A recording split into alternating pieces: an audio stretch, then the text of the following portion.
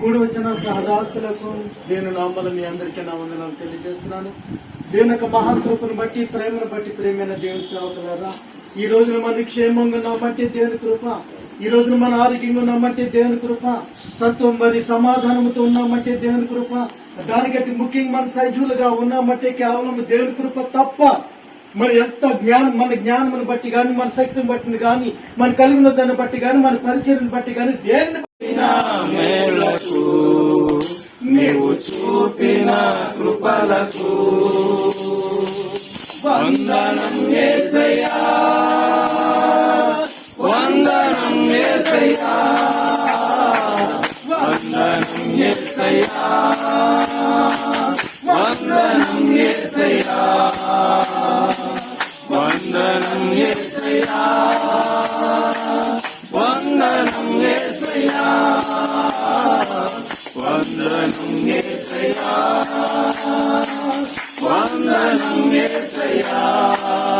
నీవు చేసిన మేళ్లకు, నీవు చూపిన కృపలకు, నీవు చేసిన మేళ్లకు, నీవు చూపిన కృపలకు ఏ వాడి వాడనని నేను నన్నెంతగానో ప్రేమించావు, అంచెలంచెలుగా హెచ్చించి నన్నెంతగానో దీవించావు. పాటి వాడనని నేను నన్నెంతగానో ప్రేమించావు, అంచెలంచెలుగా హెచ్చించి నన్నెంతగానో దీవించావు. వందనం యేసయ్యా, వందనం యేసయ్యా, వందనం యేసయ్యా, వందనం యేసయ్యా, వందనం యేసయ్యా, వందనం యేసయ్యా, వందనం యేసయ్యా, వందనం యేసయ్యా. నీవు చేసిన మేలకు, నీవు చూపిన కృపలకు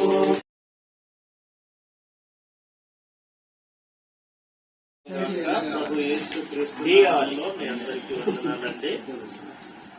దేవుడిచ్చిన అవకాశం బట్టి దేవునికి స్తుతి చెల్లిస్తున్నాం, దేవుని మేము పరుస్తున్నాం. ఎందుకంటే నూతన సంవత్సరంలో మొదటిసారి వాక్యం మనకు అవకాశం దేవుడు ఇచ్చాడు. నూతన సంవత్సరంలో మనం మాట్లాడాలి, ఆడాలి అని అంటాం కదా. అయితే నూతన సంవత్సరంలో సేవకుల మధ్యలో దేవుడు ఇచ్చిన ఈ అవకాశాన్ని బట్టి దేవునికి స్తుతులు చెల్లిస్తున్నాం. దేవుని వాక్యం ద్వారా కొన్ని మాటలు మనం ఈ రోజు ఉదయకాల సమయంలో తెలుసుకుందాము, నేర్చుకుందాం. అయితే దేవుని వాక్యం ద్వారా ఒక వాక్యం మనం తెలిసి దేవుని వాక్యం చదువుతాము. మొదటి కొరింథీయులకు రాసిన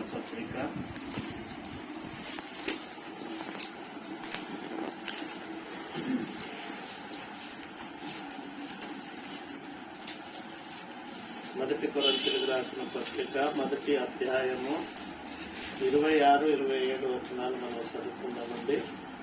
సోదరులారా, మిమ్మల్ని పిలిచిన పిలుపును చూడుడి, మిమ్మల్ని పిలిచిన పిలుపును చూడుడి. మీలో లోకరీతిని గనులైనను గొప్ప వంశం వారైనను అనేకులు పిలువబడలేదు గాని ఏ శరీరియు దేవుని ఎదుట అతిశయపడకుంటున్నట్లు జ్ఞానులను సిగ్గుపరచుటకు లోకములో నుండి వెర్రివారిని దేవుడు ఏర్పరచుకుని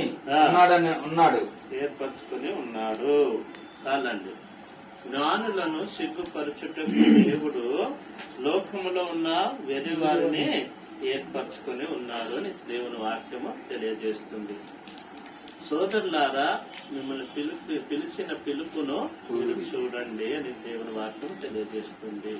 అయితే ఈ పిలుపు గురించి మనం చూసినట్లయితే అక్కడ రాయబడిన మాట ఏమిటంటే, మిమ్మల్ని పిలిచిన వారు ఎవరు, ఎందుకు మిమ్మల్ని పిలుస్తున్నారు, పిలిచేదానికి కారణం ఏమిటి అనేది మనం తెలుసుకోవాలి.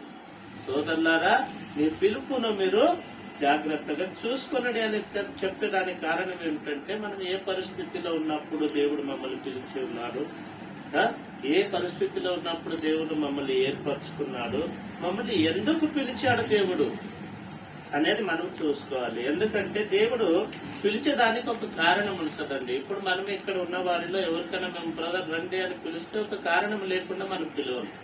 చీర బయట లేదు, లోపల ఉన్నాయి, బయట ఇది ఉన్నాయి కనుక వాళ్ళు పిలుస్తున్నారు బ్రదర్. ఏమని అంటున్నారు పాస్టర్ గారు, అయ్యా లోపలికి రండి అని పిలిచేదానికి కారణం ఏమిటి? లోపల ఒక చీర ఉంది, మీరు వచ్చి కూర్చోండి అని చెప్తున్నారు.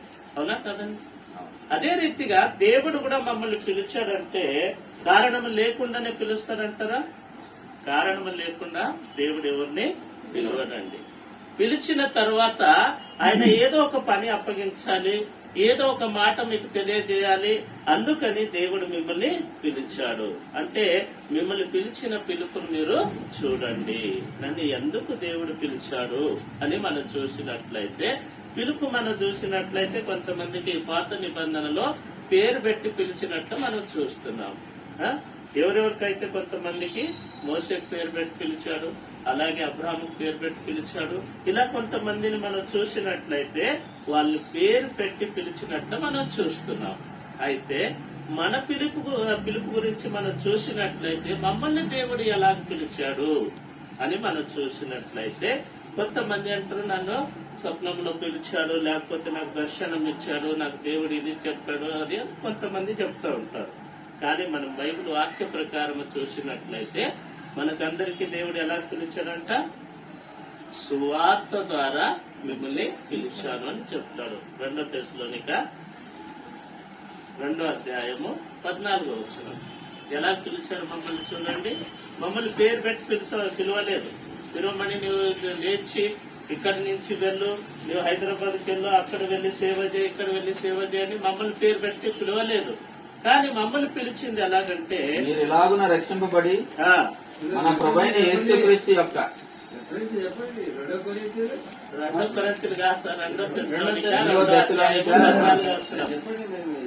14వ వచనం చదవండి. 2వ అధ్యాయము 14వ వచనం సార్. ఓకే, చదవండి. మీరు ఎలాగున రక్షింపబడి మన ప్రభువైన యేసుక్రీస్తు యొక్క మహిమను పొందవలనని ఆయన మా సువార్త వలన మిమ్మల్ని పిలిచెను. సువార్త వలన మిమ్మల్ని పిలిచాను. అక్కడ కూడా ఒక కారణం ఉంది. ఎందుకంట మీరు రక్షణ పొంది సువార్త ద్వారా పిలిచేది. ఇప్పుడు మనము సువార్త ప్రకటించడానికి పిలువబడ్డాం. సువార్త ప్రకటించడానికి మనకు దేవుడు పిలిచాడు అని మనం తెలుసుకుంటున్నాం. సువార్త ద్వారా మమ్మల్ని ఎలా పిలిచాడంటే, మీరు రక్షణ పొందుకోవాలి.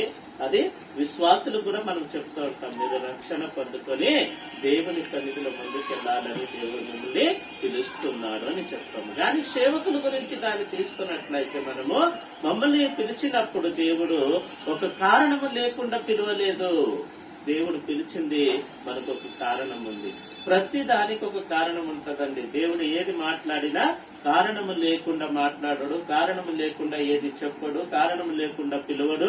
మనము ఈ రోజు తెలుసుకునేది ఏమిటంటే, మా పిలుపును దేవుడు మమ్మల్ని ఎందుకు పిలిచాడు అనేది మనం తెలుసుకోవాలి.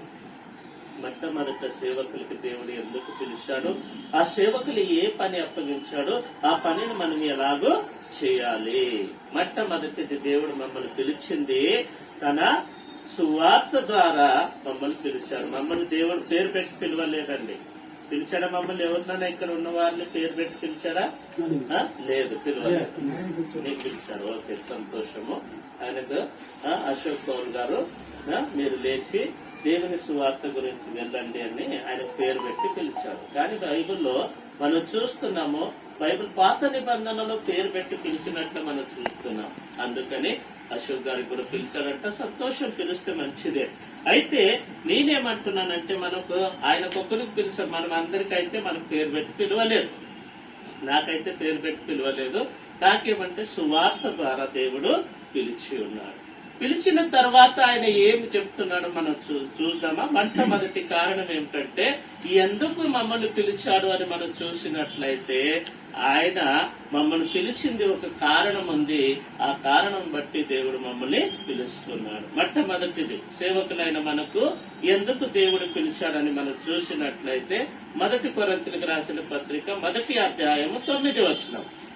మన ప్రభువైన యేసుక్రీస్తు తన కుమారుని సహవాసమునకు మిమ్మల్ని పిలిచిన దేవుడు నమ్మదగినవాడు. సహవాసమునకు, ఎవరికి సహవాసమునకు?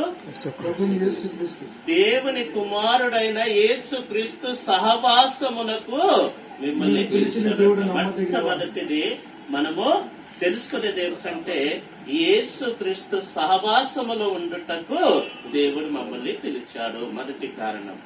దేవుడు ఎందుకు పిలిచాడంటే అందుకే అన్నాడు, లోకములో యేసుక్రీస్తుకు లోకములో ఉన్నప్పుడు ఆయన బాప్తిస్మ పొందినప్పుడు ఆయన తిరిగి బాప్తిస్మ పొంది వచ్చిన తర్వాత ఈయన నా ప్రియ కుమారుడు, ఈయన ఎందుకు నేను ఆనందించుచున్నాను అన్నాడు. ఇంకొకసారి అంటాడు, ఈయన నా ప్రియ కుమారుడు, ఈయన మాట మీరు వినండి అంటాడు. ఇవన్నీ ఎందుకు చెప్తున్నాడంటే ఆయన సావాసములో మనం ఉండేదానికి దేవుడు మమ్మల్ని పిలుచుతున్నాడు. మొట్టమొదటి కారణం.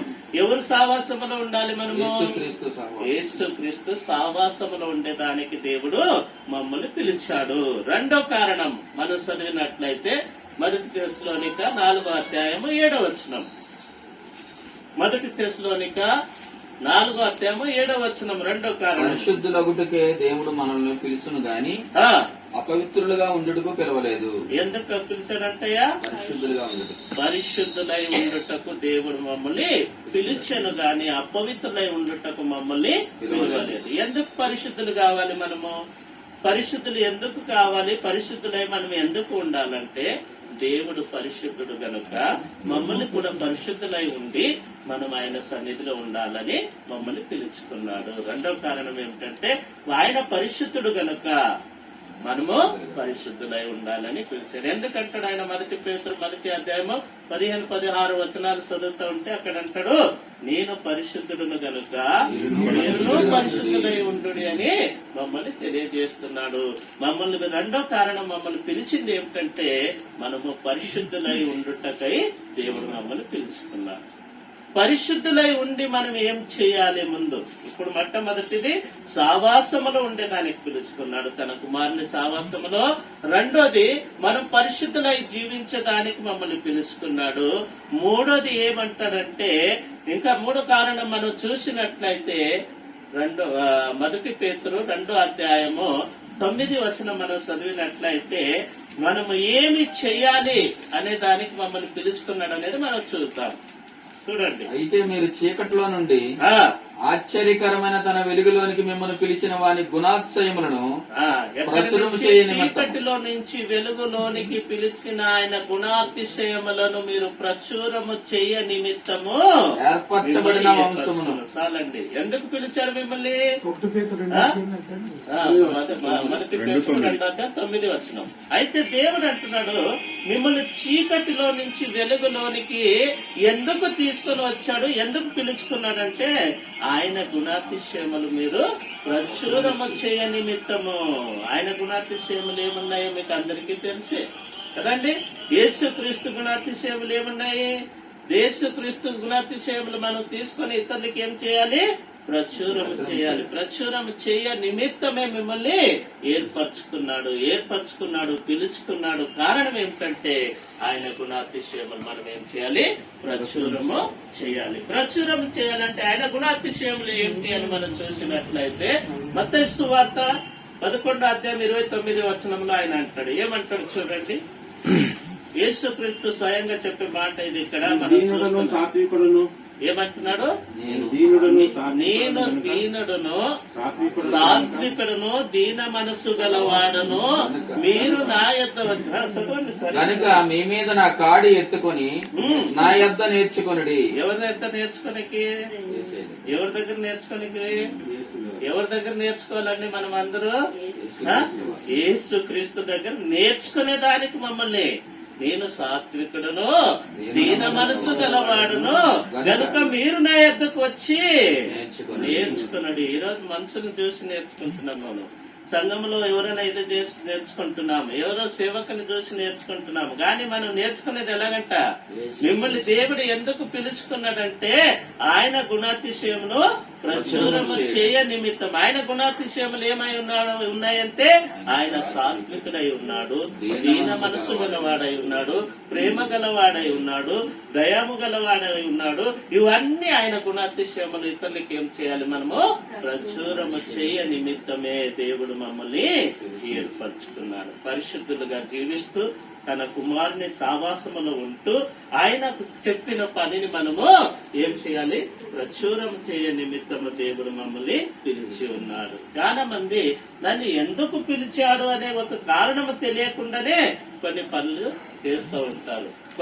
అయితే మనం తెలుసుకునేది ఏమిటంటే దేవుడు నన్ను పిలిచిన కారణం ఏమిటి, నేను ఏం పని చేయాలి, నన్ను ఎందుకు పిలుచుకున్నాడు. ఈ లోకములో ఎంతో మంది ఉన్నారు, వాళ్ళందరినీ జ్ఞానులు ఉన్నారు, పండితులు ఉన్నారు, శాస్త్రులు ఉన్నారు, అందరూ ఉన్నారు. వాళ్ళని ఎందుకు పిలుచుకోలేదు? నన్నెందుకు దేవుడు ఏర్పరచుకున్నాడు, నన్నెందుకు దేవుడు పిలుచుకున్నాడు, నా ద్వారా దేవుడు ఏం కోరుకుంటున్నాడు, నేను ఏం పని చేయాలి అయినది అనేది మనం నేర్చుకోవాలి. మనం సేవకులము కదా, సేవకులైన మనకు దేవుడు అప్పగించిన పనిని మనము చేయాలి. ఆయన గుణాతిశయమును మనం ఇతరులకి ప్రచురం చేయాలి. ఎందుకంటే ఆయన సావాసములో ఉంటూ పరిశుద్ధత, ఆయన పరిశుద్ధుడు గనుక మనము కూడా పరిశుద్ధులై ఉంటూ ఆయన గుణాతిశయములు మనం ఇతరులకి ప్రచురము చేయాలంట. ఇంకా కొంతమంది ఏమంటే ఇంకా బానిసత్వములోనే ఉండిపోయి, అయ్యా మాకు ఇక్కడి నుంచి విడిపించయ్యా, మమ్మల్ని పాపం నుంచి విడిపి. పాపం మనకెందుకయ్యా? మన పాపము సేవకులైన మనం పాపి అని ప్రార్థన చేసిన అవసరమే లేదు. మనకు పరిశుద్ధులుగా చేయని చెప్పి ఆ ప్రార్థన చేసిన అవసరం. ప్రతిరోజు మనం దేవుని వాక్యము ద్వారా ఏమైతే పోవాలి?